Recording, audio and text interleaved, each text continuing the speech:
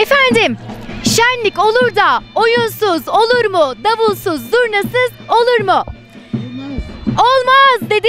Ama şöyle bir maskenizi çıkarırsanız biz sizi tanıyalım. Söğüt Arap'ta oyun ekibinden Ayı Yüksel Çelik.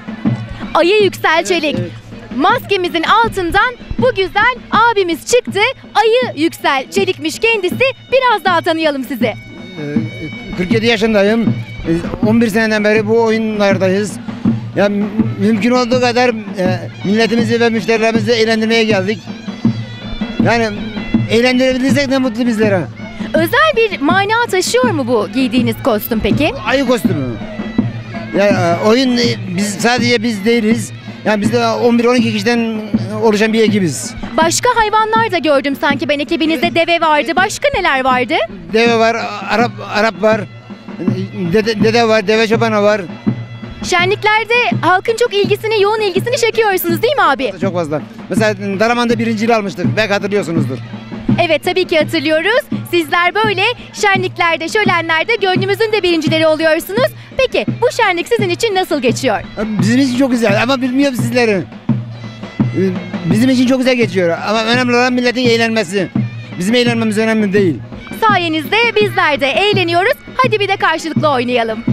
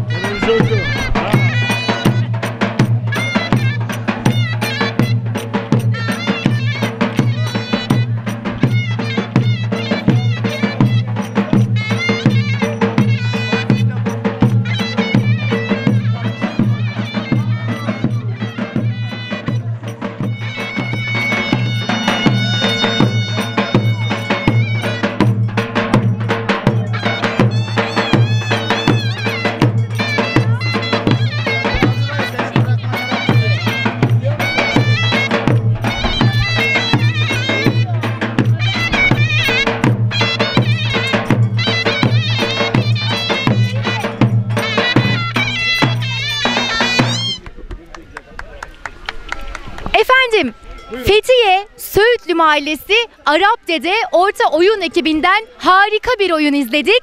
Bizler de hatta dayanamadık, ayakkabıları çıkardık, bizler de oynadık. Arapde'demiz sizsiniz herhalde. Evet, Arapde'de kurumun sahibi benim. Nerede arttınız bu sakalları dedeciğim? Şimdi benim babam düğünlerde arabasan olurmuş, rahmetli. Dede, baba yadigarı diyelim. Ben arabasan oldum. Rütbeyi yükselttim, dede oldum ve böyle bir kurum kurdum.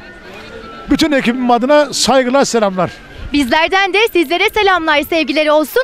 Nedir bu oyunun amacı, misyonu? Yine eski Türk adetlerinden bir oyun. Biraz anlatabilir misiniz bizlere? Önce ekmek var, yanında aşk yok, yemek yok. Bu soğanın birini kırıyor, yiyor. Babalarımız, dedelerimiz. Ama bu. Ama bu sakal bıyık, yörük koyun tüyüsü. Bıyık koyun. Koyun cennet malıdır. Deveyle koyun cennet malıdır. Biz de bu kıyafeti atamızdan gelen örnekleri öldürmeyelim diye buraya kadar geldik. Hoş geldiniz, sefalar getirdiniz efendim. Ve ben hemen şuradaki bir ablam vardı. Böyle güzel güzel göbek atıyordu ortada. Hemen onu da yanıma almak istiyorum. Ablacığım seni de biraz tanıyalım. Şimdi benim kulağım çok ağır duyuyor zaten. Bir vekil olsam olmaz mı? Olur tabii ki, kim olsun vekilin? Bu da benim koca oluyor zaten. Oo, eşi geldi. Hoş bulduk, sefalar bulduk. Sizden dinleyelim biraz da orta oyunu. Sizi gördük, daha iyi olduk. Bu benim hanım oluyor. Göbek fıtığı oldu bu. Ne kulağı duyuyor, oynayamıyor. Ondan mı güzel göbek atıyor? İşte göbek fıtığını geçiren diye atıyor yani.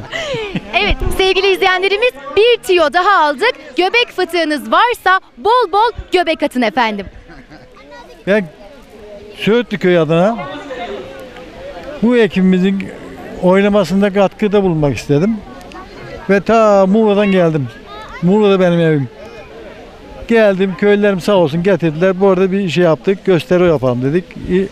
İstanbul'da da yapar, Ankara'da da yapar. Dış ülkesine her yere şeyimiz olsun diye geldik buraya. Hiçbir şey kötü amacı değil. Her yerde bu kültürü tanıtıyoruz. Her yerde orta oyunumuzu oynuyoruz diyorsunuz. Ayınız burada, deveniz burada. Devemiz çok yaşlandı. 1323 doğumundaki. 1323 doğumlu bir deve bulduk. Sevgili izleyenler, sizler için Devenin tüyüsü boz olur. Bu siyahlaştı gitti. Yani acaba tarih öncesinden devemiz bizle konuşur mu? Hemen bir söz verelim mi? Devemiz bizlere selamını verdi sevgili izleyenler. Bahçeye gireceksin bir de dur. Ve hemen size de bir mikrofon uzatmak istiyorum. Ben bu dedenin hanımıyım. Dedenin hanımını bulduk. Evet, Arabistan'dan gelirken hacıdan beraber yolda buluştuk. 65'lik maaşına sana bakarım dedi. Ben de köylüğüne ekmeğini pişirirsem yeter dedim. Tamam dedi. Yatak arkadaşı, soluk arkadaşı dedi. Hayat geçiriyoruz beraber şöyle. Senin yüzünden mi arttı bu sakalları? Tabii. Ben biraz sesliceyim ondan ağrıdı. Çok teşekkür ediyoruz. Şölenimize çok büyük bir renk kattınız. Dedemin son bir sözü daha var. 2015 8. Uluslararası Fethiye Festival birincisi olduk. Köyümün adına, ekibimin adına birincilik kupası aldık 2015'te. 2016'da şansımızı bir daha denedik. Yine birinci olduk. Yine birincilik kupası aldık. 9. Uluslararası'nda. İleriki günlere Allah kerim. Çok tebrik ediyoruz. Nice birincilikleriniz olsun diyoruz. Ben de çok teşekkür ederim. Sevgili izleyenlerimiz, Arap dedemizin oğlunu da bulduk. Arap dedemizin tabii ki oğlu da Arap. Nasılsınız efendim? İyiyim çok şükür. Eski geleneklerimizi sürdürmeye çalışıyoruz. Neler yapıyorsunuz burada? Orta oyununda sizin göreviniz nedir? Orta oyunda milleti güldürmek, çocukları korkutmak, milletin üstüne yürümek, suyu sandalyeye çarpmak, dökmek, böyle bir ortamı bir hareketlendirmek. Bu karaları neden çaldınız yüzünüzde? Ya daha korkunç olsun, daha ilginç olsun. Arap olduğumuz yani Arap dedenin de esas Arap'ın da manası bu yani kara sürünmek. Kara sürünmek. Peki hiç böyle sizin korkutma hikayelerinizden çok ilginç aklınızda kalan var mıdır? Var çocukları çok korkuturuz, kadınları korkuturuz, bazı gençlerimizi korkuturuz. Tanıdığımız insanların üstüne gideriz, koşarız. Hiç böyle korkudan ayılan bayılan oldu mu? Yok o kadar aşırı gitmiyoruz. Ama yapabilirsem yaparım da diyorsunuz. Köylerimizde, düğünlerde tanıdık kişilere yapıyoruz. Gelini hiç bayılttınız mı? Bayılttık, ben de bayılttılar. Öyle mi, sizi damatken mi bayılttılar? Hayır, böyle Arap'a sanki. Arap Hasanken sizi geldi başka birisi bayılttı. Hayır, dümenden bayılıyoruz. Doktor getiriyorlar, doktorumuz oluyor, hemşiremiz oluyor, sağlık hekimimiz oluyor. Bir tedavi ediyorlar, müdahale ediyorlar, uyandırıyorlar, kaldırıyorlar, iğne yapıyorlar usulden. Yani gerçekten hepsi renk katmak için, ortamın neşesini arttırmak için.